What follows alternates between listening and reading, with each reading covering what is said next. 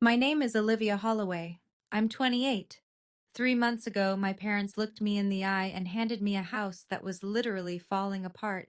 Cracked walls, rotting floors, no running water, while my twin sister Meredith got a brand new luxury apartment downtown. I didn't argue. I took the rusty keys, drove 40 minutes into the country, and I rebuilt that ruin with my own two hands. Every nail, every board, every coat of paint. I poured $12,000 and 400 hours of sweat into it, and when my mother finally saw what I'd created, she didn't say she was proud. She said, "We're taking this house back. It belongs to your sister now. You have 48 hours." When Meredith arrived with her moving boxes, the color drained from her face. Before I tell you what happened, please take a moment to like and subscribe, but only if this story truly speaks to you.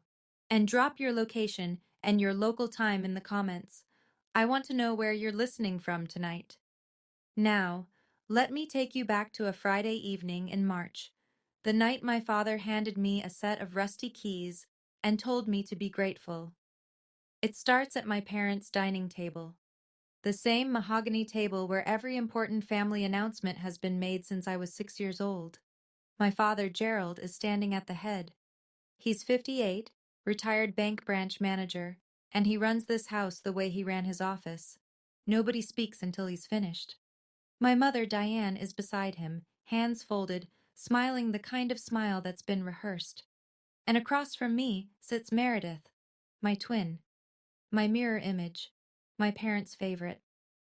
"We've decided," Gerald says, "to give you girls a head start."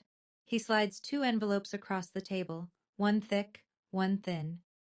Meredith opens hers first. Inside, a brass key and a printed lease agreement for a two-bedroom apartment in the Lakeview district downtown. Market value, somewhere around $280,000. She screams. She actually screams.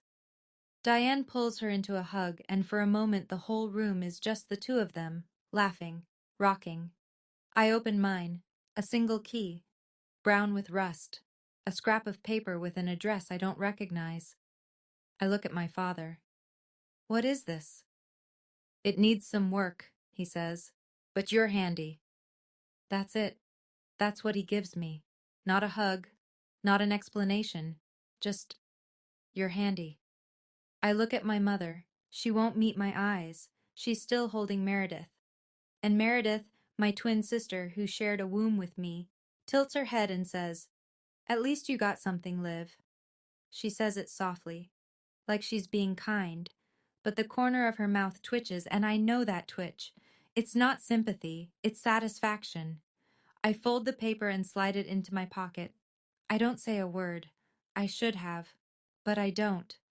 I didn't know it then, but Gerald had deliberately chosen the worst property on my grandmother's old land registry. He'd scrolled past 4 decent options to find the one most likely to break me. Saturday morning. I drive 40 minutes west on Route 9, past the strip malls, past the last gas station, into a stretch of road where the houses thin out and the trees press closer. The address leads me down a gravel path, and when I see it, I stop the car and just sit there.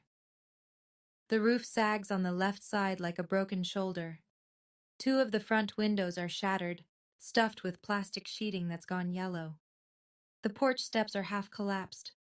Waist-high weeds swallow the yard, and the whole structure leans slightly east, as if it's tired of standing. The smell hits me before I even open the door. Mildew, rot, something animal. Inside, exposed wiring hanging from the ceiling, rusted pipes, a kitchen floor so warped it buckles under my boot. I sit on the porch, the one step that holds me.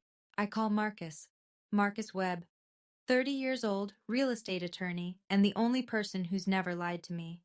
We met freshman year of college. He's the kind of friend who shows up at 2 in the morning and doesn't ask why. "How bad?" he says. "Roof's caving, wiring's exposed, no running water." He's quiet for a second. "You want me to look at the deed?" "Not yet." My voice cracks and I hate it. "I just need a minute." He gives me the minute. He gives me 5.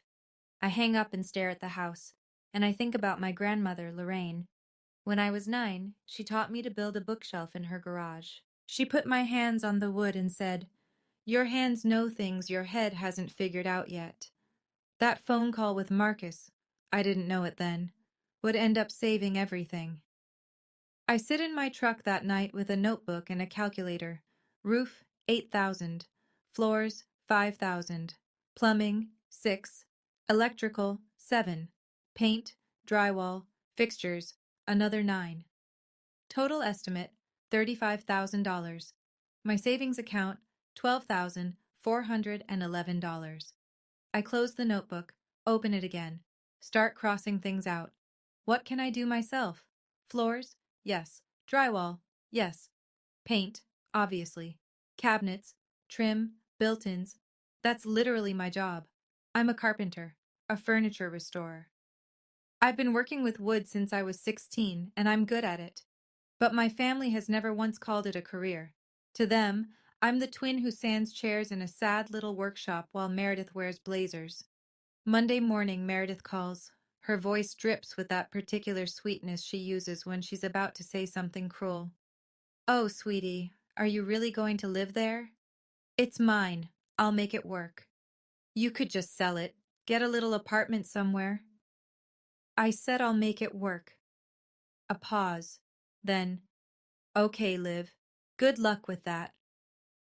That afternoon, Diane texts, "Don't waste your savings, Olivia. Your father knows best." I don't reply. I drive to the hardware store and buy 200 pounds of lumber. The first week, I tear out the rotted kitchen floor on my hands and knees. I haul debris to a rented dumpster. A woman from next door, Ruth, 65 with reading glasses and a no-nonsense jaw, leans over the fence and watches. "Lot of work," she says. "Yeah." She brings me a pitcher of ice water without being asked. Then she says something that sticks. "This land used to belong to Lorraine Price. She your grandma?" I stare at her. "Yes, but how do you know that?" Ruth shrugs. "I've lived here 30 years, honey. I know who owned what." I file that away. I don't understand it yet, but I file it.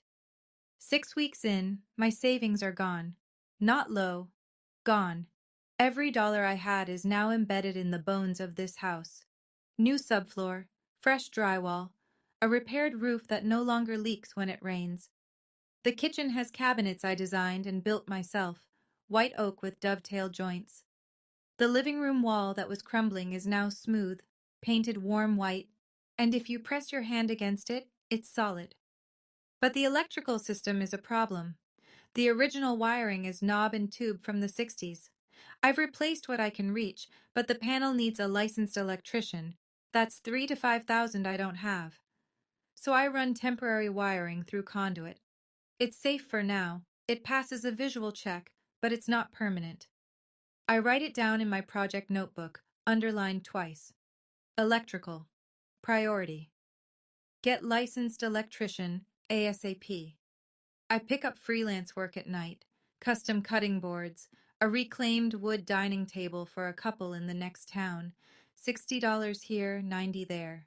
It's not enough, but it keeps the lights on, literally.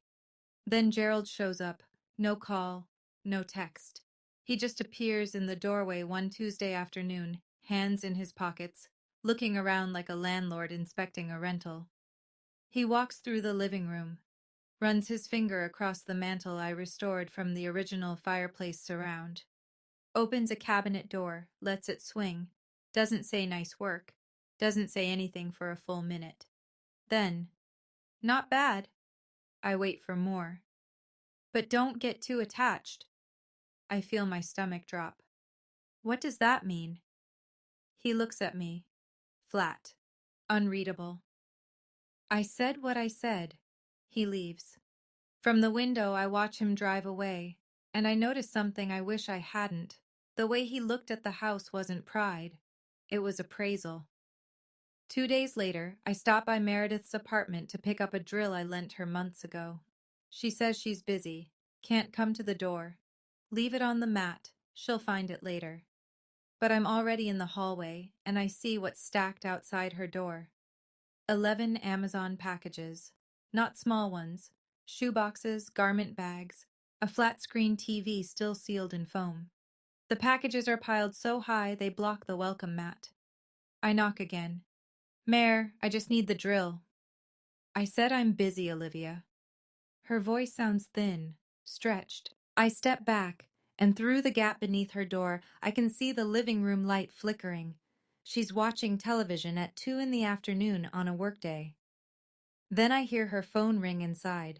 She picks up, and her voice drops to that specific whisper people use when they don't want the walls to hear. Mom, I just need a little more time. The credit card company keeps calling. Pause. No, I haven't told him. Please don't tell Dad. And then my mother's voice, tinny through the speaker. We'll figure it out, sweetheart. Don't tell your father. I stand in that hallway for 10 seconds. Then I leave, quietly. I don't say anything to anyone. It's not my business. That's what I tell myself. But in the truck, a memory hits me. I'm 16. I catch Meredith pulling bills from our grandmother Lorraine's purse in the kitchen. A 20, a 50. Lorraine is napping in the next room. I tell Gerald that evening. He turns on me. Not her. Me. Stop making up stories about your sister. I learned something that night. In this family, the truth only counts when it comes from the right daughter. Now I'm starting to wonder, how much does Meredith actually owe? And what happens when Gerald finds out? 10 weeks after I started, the house is almost unrecognizable. New floors, new walls, a kitchen that looks like something out of a design magazine because I built every inch of it. I post a few photos on Instagram, before and afters. My hands on the timber, the sunrise through the new windows. Comments pour in from friends, old classmates, strangers. Incredible! You did this yourself? This is goals. It feels like the first applause I've ever gotten from anyone who isn't Marcus. Then Thursday evening, no warning. Gerald's car pulls into my driveway. Diane in the passenger seat. They walk in through the front door like they still own the place. Diane drifts through the rooms. She touches the walls, opens the kitchen cabinets, runs her palm across the countertop I sanded and sealed myself. She doesn't comment. She catalogs. Gerald plants himself in the center of the living room. Your mother and I have been talking. My chest tightens. About what? Meredith needs this house. The room tilts. Excuse me? Diane from the hallway. Her apartment. There were complications. She can't stay there anymore. I look at my father. What kind of complications? Gerald ignores the question. The deed is still in my name, Olivia. This house belongs to me. You have 48 hours to move out. My hands are shaking. I press them flat against the counter. My counter. I rebuilt this house. Every wall, every floor. With my property, Gerald says. On my land. My decision. Diane steps closer, voice soft, practiced. We'll make it up to you, honey. This is what's best for the family. I stare at them both.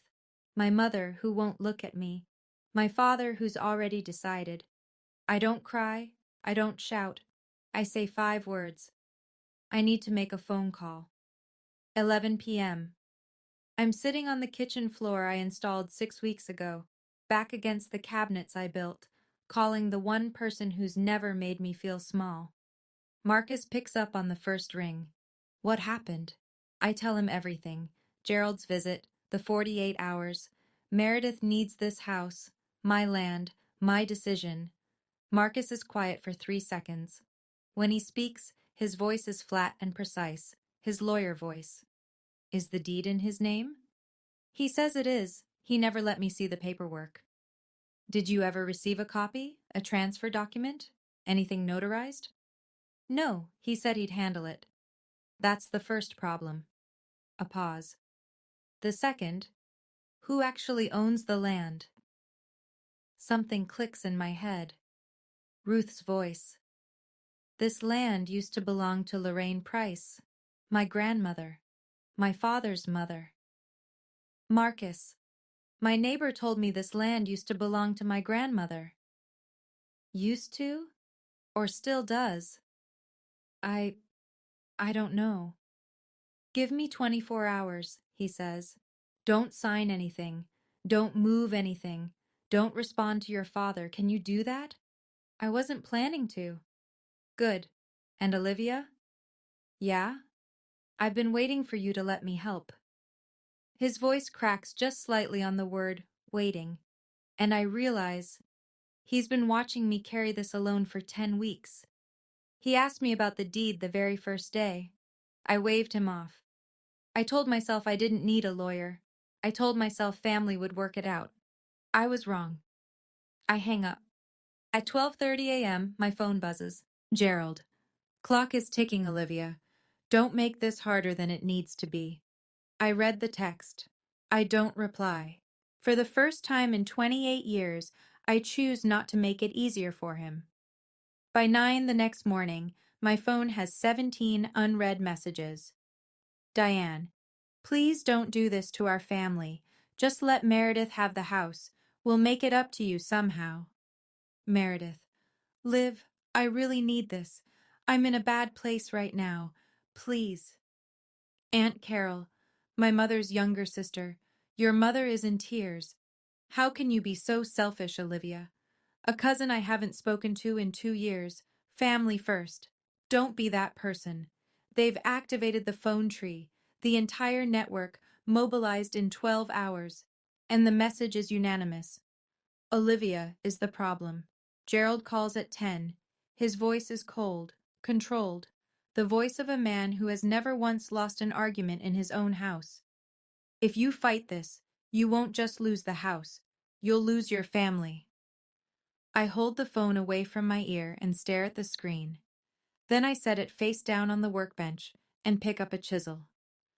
I'm in my workshop, the small one I rent behind the hardware store on 5th Street. It smells like sawdust and linseed oil, the two best smells in the world. I run my thumb along the edge of a hand-carved chisel my grandmother Lorraine gave me when I turned 18. And I talk to you, because I need someone to hear this. My whole life, I was taught that family is everything, that you sacrifice, that you bend, that you make room. But no one ever taught me that family can also be the people who use love as a weapon, who wrap control in the word sacrifice, who hand you a pile of rust and call it a gift. Then a notification pops up. It's in the family group chat. Aunt Carol, clearly meaning to text Diane privately, has sent a message to everyone. Diane says Meredith owes over $60,000 in credit cards. Gerald doesn't know yet. What do we do? I screenshot it, and I save it. Marcus calls at 4 that afternoon. He doesn't say hello. Olivia, the land was never in Gerald's name. I set down my sander. What? It's held in a trust, a revocable living trust, established in 2012. The trustee and grantor is Lorraine Price, your grandmother. My skin goes cold. That's not... Gerald told me he owned... Gerald lied. Or he assumed. Either way, the county recorder's office has no deed transfer to Gerald Holloway. The land, and any structures on it, belong to the trust, and the sole listed beneficiary, he pauses, is you. I sit down on the workshop floor. Me? You. I haven't spoken to my grandmother in almost 2 years. Not by choice. Gerald told me she was getting confused, that calling her would only stress her out. He said it so many times I stopped questioning it. I stopped calling. I dial her number with shaking hands. It rings 4 times. Hello? Her voice is thinner than I remember, but steady. Grandma? It's Olivia. Silence. 1 beat. 2. I was waiting for this call, sweetheart. I can't breathe. I tell her what Gerald did. The house, the renovation, the 48 hours. All of it, rushing out of me like a dam breaking. She listens without interrupting. When I finish, she says, I set up that trust for you, not for your father, not for Meredith, for you, the year you turned 18, because I saw how they treated you, baby. I saw it, and I planned for it. I'm crying now. I don't try to stop. I'm old, Olivia, but I'm not gone yet, and that land is yours. I wipe my face. Grandma, thank you. I don't even know what to. There's one more thing I need to tell you, she says, but not on the phone. I'm coming to see you. She hangs up before I can argue. The next evening, Marcus sits at my kitchen table, the one I built from reclaimed pine, and spreads out 3 stacks of paper. Stack 1, the trust deed. Lorraine Price established a revocable living trust in 2012, naming herself as trustee and me as sole beneficiary. The trust holds the property at this address, the land and any improvements on it. It's been notarized, recorded with the county, and it's airtight. Stack 2, every building permit, every contractor receipt, every material invoice from the last 10 weeks. All of them are in my name. When I pulled permits from the city, I signed as Olivia Holloway, property occupant and trust beneficiary. The city approved them, not Gerald, me. Stack 3, a screenshot of Aunt Carol's misfired text. Meredith owes over $60,000 in credit cards. Gerald doesn't know yet. Marcus taps the trust deed. Your father has no legal claim. He can't transfer what he doesn't own. He can't evict you from your own property. So the 48 hours is a bluff, a loud one, but still a bluff. I exhale. It's the first full breath I've taken in 2 days. So what do we do? Marcus leans back. Nothing yet. We wait for them to make their move publicly. Then we respond. Why publicly? Because your father built this lie in front of the family. He told everyone this was his house, his land, his decision. That lie needs to fall in front of the same audience. I look at the papers, the trust deed, the permits, the receipts. For 10 weeks, I've been building this house thinking I was powerless. But the whole time, the power was right here. I just didn't know it. Marcus stands. At the door, he turns. One thing, that temporary wiring you mentioned, get it fixed or documented. Everything in this house needs to be clean. I nod. I write it in my notebook. But I don't call the electrician yet. There's no time. Because what Aunt Carol tells me next changes everything. The phone rings at 8 the next morning. It's Aunt Carol. Her voice is low, rushed, the voice of someone calling from a bathroom with the faucet running. Olivia, listen to me. Your mother is planning a housewarming party. A housewarming. Tomorrow, at your house. She's invited 20 people. I grip the edge of the counter. A housewarming party. For Meredith. At the house I built with my own hands. She's telling everyone you agreed to it, that you're happy to give Meredith the house, that it was your idea. Something cold settles in my chest. Not anger, not yet. Something quieter. Something that's been building for 28 years. Carol, why are you telling me this? She hesitates. Because I sent that text by accident, and now your mother won't speak to me. And because I've watched this family punish you for being easy to punish. It's not right. It never was. I hang up and call Marcus. 2 words. It's tomorrow. I'll be there. No hesitation. And so will your grandmother. She's 78, Marcus. She lives 3 hours away. She's already on her way. She called me this morning. My grandmother, 78 years old, bad hip, drives a Buick older than I am, and she's already on the road. That night, I sit in my workshop. I run a sheet of fine grit sandpaper over a scrap of walnut, back and forth. The rhythm steadies my pulse. You know that feeling when your entire family constructs a story about you, a story where you're the selfish one, the unreasonable one, the one who's tearing everything apart, and then they invite an audience to watch you play your part? I set my alarm for 6 a.m. Tomorrow I walk into my own house, either for the last time or the first. I arrive at 9. The front door, my front door, the one I stripped, sanded, and restained by hand, is propped open with a doorstop I've never seen before. Inside, the house is unrecognizable in a different way now. Diane has been here since dawn. New throw pillows on the couch, a tablecloth I didn't buy, platters of food covering the countertops I installed, and hanging from the living room archway, in pink and gold balloons and a glitter banner, "Welcome home, Meredith." 20 people fill the rooms. Aunts, uncles, cousins, Diane's book club friends, 3 neighbors I've waved to but never met. They're all holding paper plates and plastic cups, chatting like this is perfectly normal, like this is a celebration. Meredith stands in the center of the living room, hair blown out, new dress. She's laughing. Gerald has his hand on her shoulder, proud father pose, chest out. He sees me in the doorway. His voice carries across the room. Olivia came to congratulate her sister. That's what family does. Every head turns. 20 smiles aimed at me. I feel them like heat lamps. Diane appears at my elbow with a glass of lemonade. "Be gracious, honey. This is hard for all of us." Great Aunt Margaret, Gerald's older sister, pats my arm. "Such a generous thing you did, Olivia, giving your sister this beautiful house." I look at her. I didn't give anyone anything. The pats stop. Margaret blinks. Gerald's voice drops, low, a warning. "Olivia, not here." Meredith glides over, voice silk. "Liv, we talked about this. It's for the best." I look around the room. 20 pairs of eyes. Not one of them knows the truth. And every single one of them is looking at me like I'm the villain.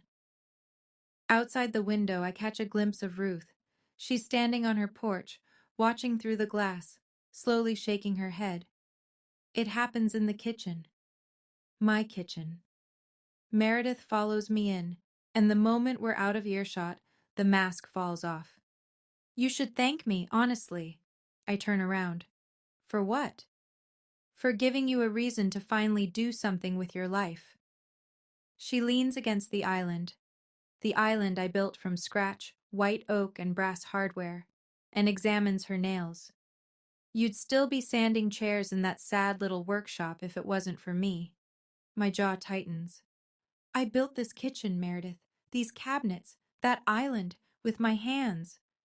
And now they're mine." She says it like she's reading a weather report. "That's how it works in this family, Liv.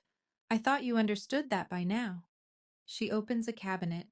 Inside, Diane's casserole dishes, Diane's serving bowls, already unpacked, already at home.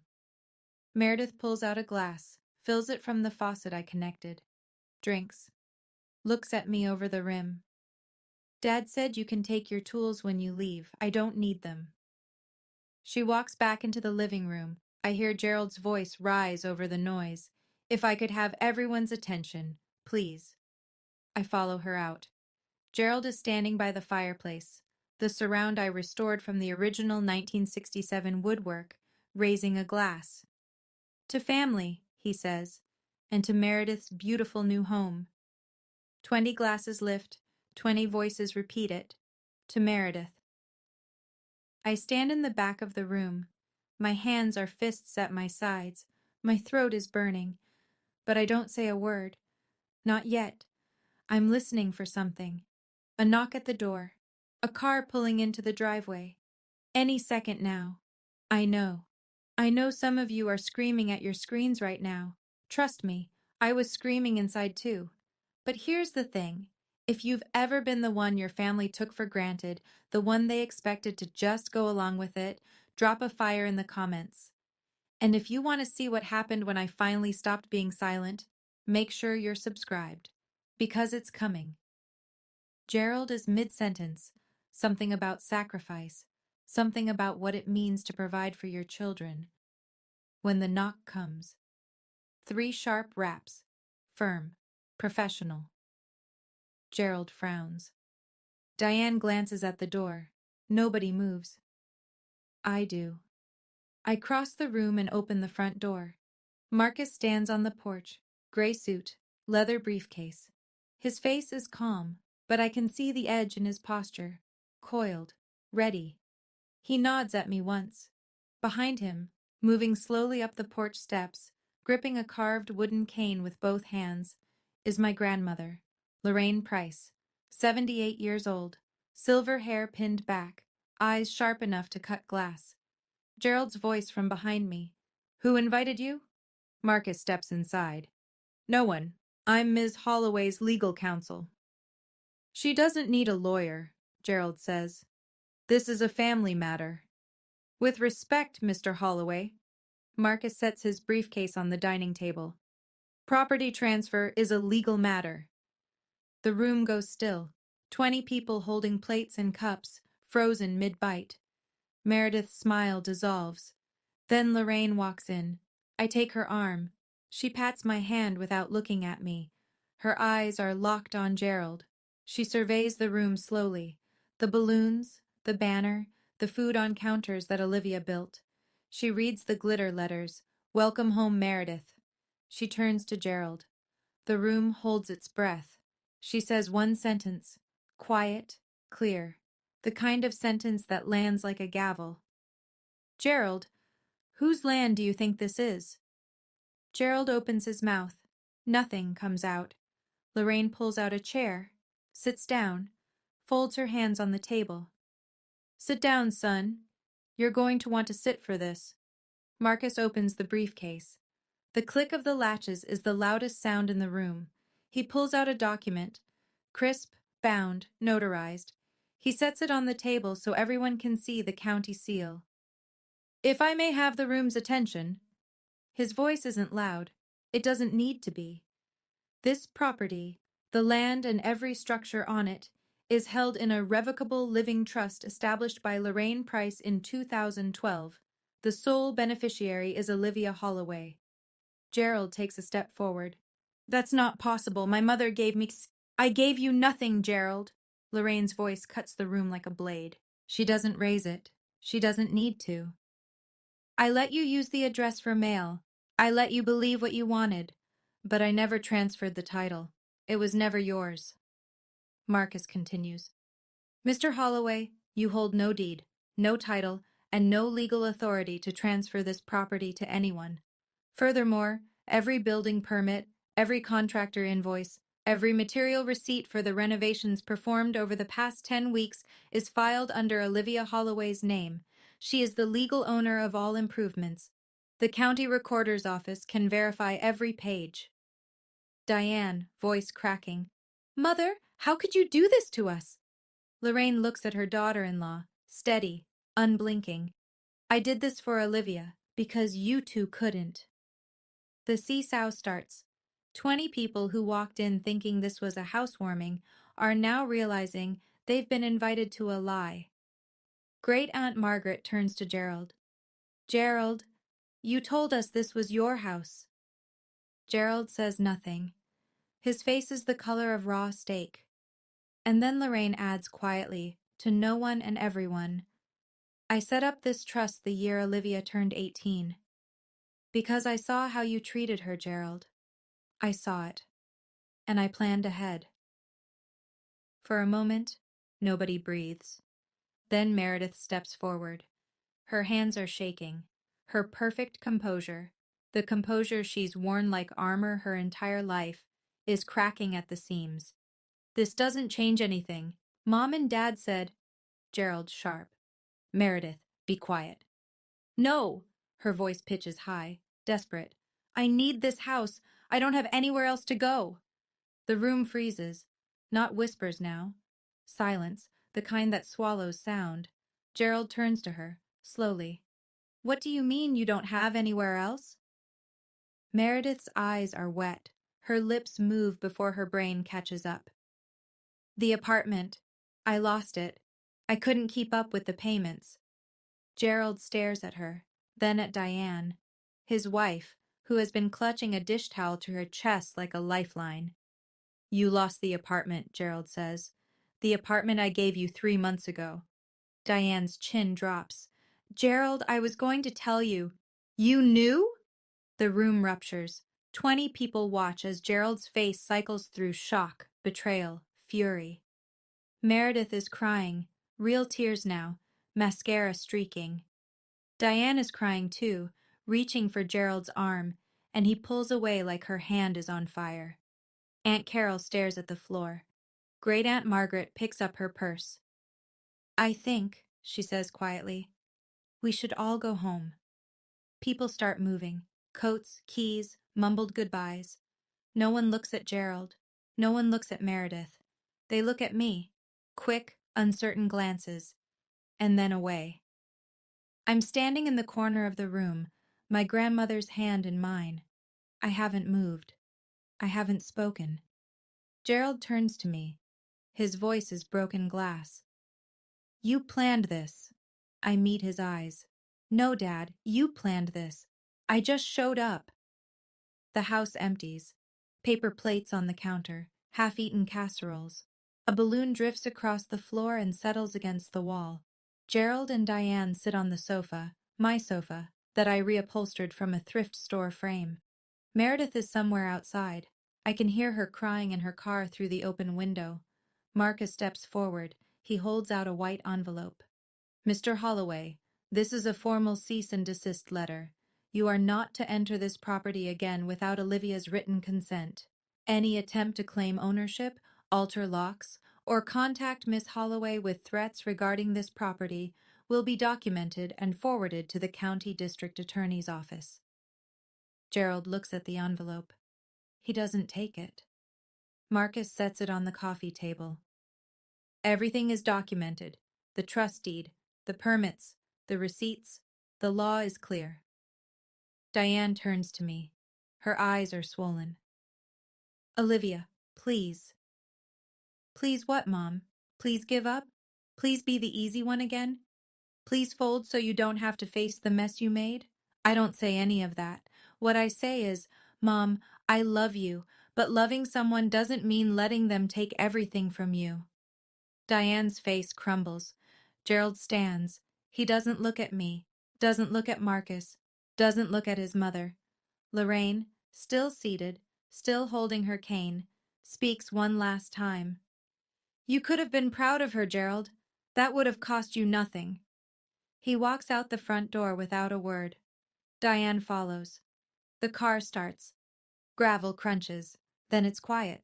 Marcus puts a hand on my shoulder. You okay? I look around the room. The banner hangs crooked. A cup of lemonade sweats on the mantel I restored. Not yet, I say. But I will be. That evening, I change the locks on the front door. I do it myself. 4 screws, a new deadbolt, a brass handle I've been saving for the right moment. My hands are steady. My breathing is even. It's just hardware. But it feels like drawing a line in concrete. Ruth comes over with a pot of yellow chrysanthemums. She sets it on the porch railing and looks at me through her reading glasses. I always knew that house was yours, honey. Yeah? Your grandparents built it together in '67. I was 17. I watched them carry the lumber. I hold the pot and let that settle into me. 1967. My grandparents' hands on this same frame. My grandmother's trust protecting it decades later. And now my hands finishing what theirs started. I tear down the banner, pop the balloons, sweep the floors, load the leftover food into bags for Ruth and her neighbor. And then I sit in the middle of the living room, the room I rebuilt from bare studs, in perfect silence. It's the first silence that isn't fear. It's just quiet. My phone buzzes. Marcus, get that electrical work done, Liv. Seriously, I call the electrician, schedule it for next Thursday. Then, while clearing Diane's things from the hall closet, I find something. A letter. Yellowed envelope, no stamp. Hand-delivered and hidden. The handwriting is Lorraine's. My dear Olivia, your grandfather and I built that house together in 1967, the summer we married. I always meant for it to go to someone who would love it the way we did. It was always meant for you. The letter is dated 5 years ago. Gerald hid it. 5 years of my grandmother's words stuffed behind someone else's coats. I pressed the letter to my chest. I thought that was the end. It wasn't. Real quick, if you've ever had to draw a line with someone you love, someone who should have protected you, comment "My house" below. I read every single one. And if this story is hitting close to home for you, share it with someone who needs to hear it today. Now let me tell you what happened next. Because my family wasn't finished. The fallout isn't loud. It's slow. It's the kind of damage that spreads like water finding cracks. 1 week after the housewarming, Great Aunt Margaret stops returning Gerald's calls. She tells Aunt Carol she's deeply embarrassed to share a last name with him. Cousin Katie, Margaret's daughter, my age, the one who always sat next to me at Thanksgiving, calls me on a Tuesday night. "I always thought something was off," she says. "I just didn't know what it was." Nobody asked. "I know. I'm sorry no one stood up for you sooner." Gerald's position as honorary elder advisor at Grace Lutheran Church, a title he's held for 6 years, built entirely on the image of a devoted family man, quietly disappears. The pastor doesn't fire him, he simply stops calling. Gerald's name is removed from the weekly bulletin. No announcement, just absence. Diane goes dark on Facebook. No more family photos. No more "blessed to have my girls" posts. For the first time in a decade, her profile picture is a sunset instead of a Holloway family portrait.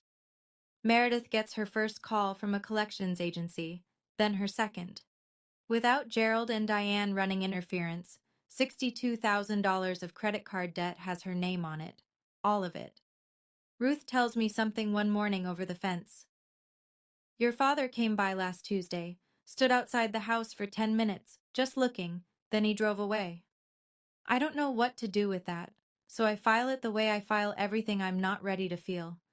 Then an email lands in my inbox, from a reporter at Homestead and Craft magazine. She found my renovation photos on Instagram. She wants to feature the house. She wants to know who did the work my father said wasn't a career. Gerald calls on a Thursday, early afternoon. I'm in my workshop fitting a mortise joint for a client's bookcase. His name flashes on my screen and my hands go still. I answer. "We need to talk," he says. His voice is tired. Not soft. Gerald doesn't do soft, but worn, like a tool that's been used without maintenance. I'm listening. "Your grandmother isn't thinking clearly. She's old. She doesn't understand what she did with that trust." I close my eyes. "We should contest it," he continues. "The family should have a say. I'll get a lawyer. We can—" "Dad," he stops. "She set up that trust with her own attorney. It's been notarized, recorded, and active for over a decade. Lorraine is perfectly competent. You know that." Silence. I can hear him breathing. "I'm your father, Olivia. That land should have been mine." "It was never yours, Dad." I set down the chisel. "And neither am I." The line goes quiet for so long I check to see if he's hung up. He hasn't. "You're making a mistake," he says finally. The same voice he used when I told him I was becoming a carpenter instead of going into banking. The same flat, dismissive tone. "No," I keep my voice even. "I made a mistake every time I believed you'd treat me fairly. That's over now." I end the call. My thumb shakes over the screen. I want to tell you it felt powerful. It didn't.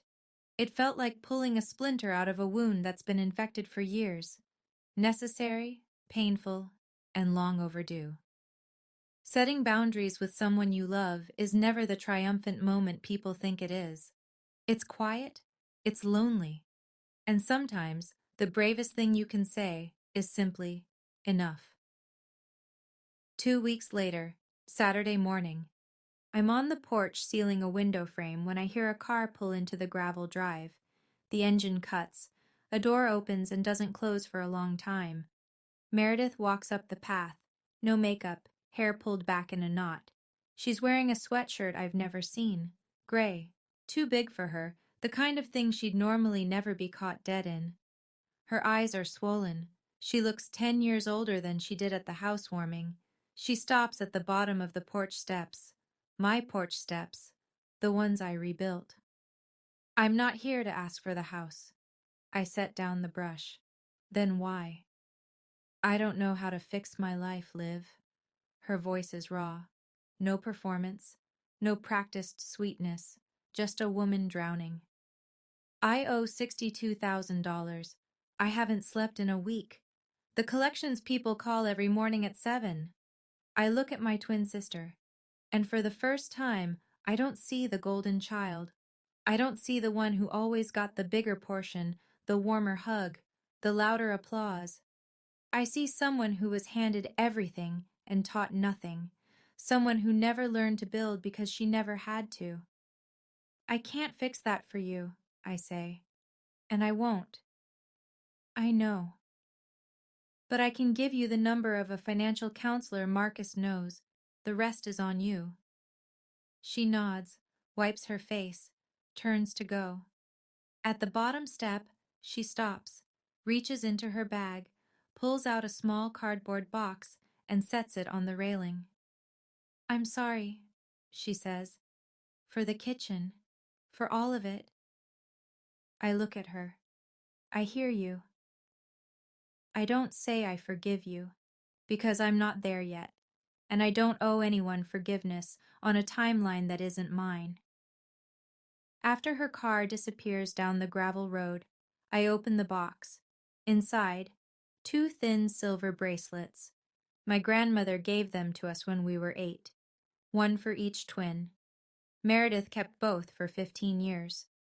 1 month later, a photographer stands in my living room with a DSLR camera and a reflector board, and I think, this is the strangest thing that's ever happened to me.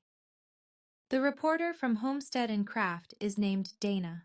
She's in her 40s, all business, with a tape recorder and a notebook full of questions. She walks through every room, touching the trim work, crouching to examine the dovetail joints on the kitchen cabinets, running her palm along the fireplace surround. Who did the millwork? She asks. I did. And the floors? Me.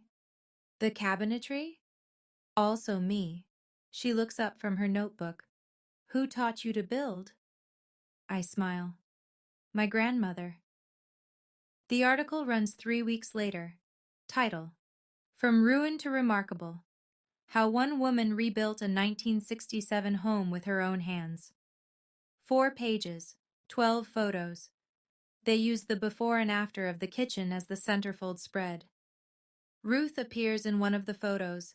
She's leaning on the fence between our yards, grinning, holding up a lemonade like a toast. Within a week, I get 3 custom furniture commissions: a dining table, a set of bookshelves, a nursery crib in white ash. My workshop finally has a name: Holloway Woodworks. I hang the sign myself. Marcus calls to congratulate me. Trust is fully recorded. Title insurance is done. No one can touch it. Thank you, Marcus, for everything. That's what friends are for. A beat. Now please tell me you called the electrician. I laugh. Actually laugh. Done. Last Thursday. Full panel replacement, new wiring, inspection passed. Thank God. That weekend, I get an email from the community center downtown. They want to know if I'd teach a woodworking workshop for women. I say yes. The class fills in 3 days. Lorraine comes to stay for a week in May. She arrives in the Buick with a flat of marigolds, a bag of potting soil, and a photo album I've never seen. We plant the flowers in the front yard, side by side on our knees in the dirt, just the way she taught me to sandwood. Slow, steady, with your whole hand. She tells me this is the exact spot where she and my grandfather planted their first garden in the summer of 1967. Marigolds and zinnias, the same flowers. Your grandfather would have loved what you did with the kitchen, she says, pressing soil around a seedling. I found your letter, I tell her. The one Dad hid. She doesn't look up. I wrote 3 letters. He hid all of them. But you're here now, baby. That's what matters.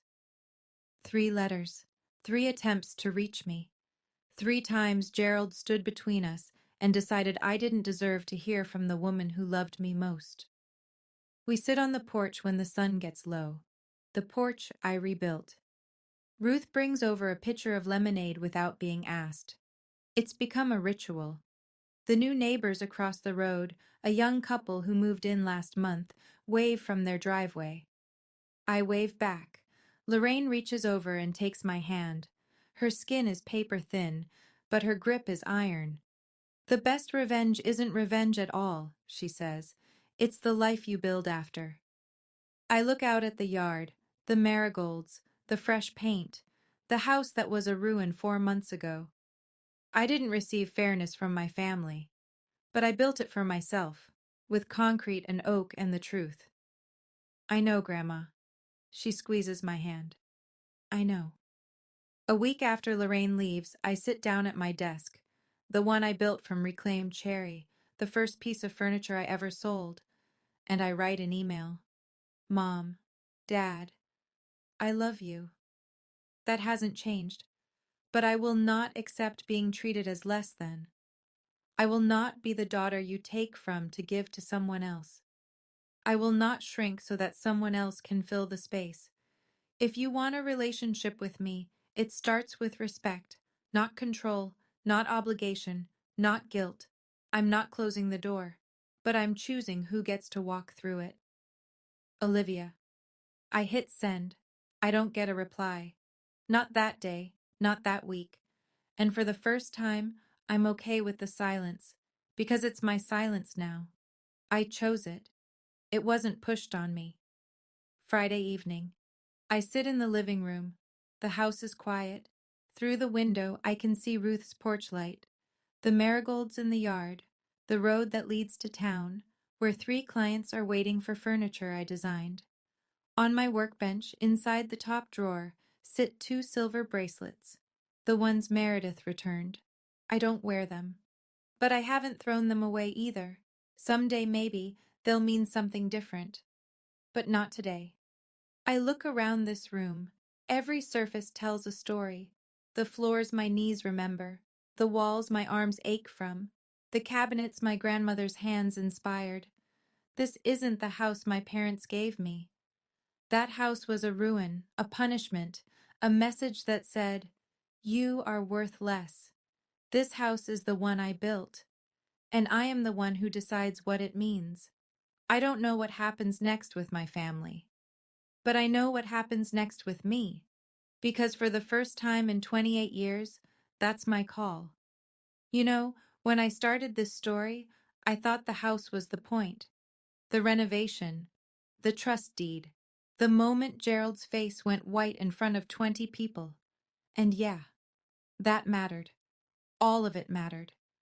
But sitting here now, on this porch my grandparents built, and my hands rebuilt, I realize the house was never really the thing. The thing was the moment I stopped waiting for my family to see my worth and started building it for myself. I spent 28 years being the easy one, the one who folds, the one who absorbs, and I told myself that was love, that keeping the peace was the same as being at peace. It's not. It's just silence with a nicer name. I won't tell you what to do with your family. I don't know your story. I don't know your Gerald or your Meredith or the specific way they've learned to make you feel small, but I will tell you 3 things I wish someone had told me a long time ago. Boundaries are not punishment. They're not walls you build to hurt people. They're doors. And you get to decide who walks through. Your hands know things your head hasn't figured out yet. My grandmother said that to me when I was 9, and I'm only now understanding what she meant. Sometimes you have to start building before you believe you can. And the last one, the hardest one. You do not owe anyone a version of yourself that makes their life more comfortable at the cost of your own. That's it. That's what the ruin taught me. Now I'm curious. If you had to pick one moment from this story that hit you the most, which was it? Was it the housewarming party, the trust deed reveal, or Meredith on the porch with that little box? Drop your answer in the comments. I read every single one, and honestly, Your stories are braver than mine. If you want another one like this, there's a video in the description I think you'll love. Hit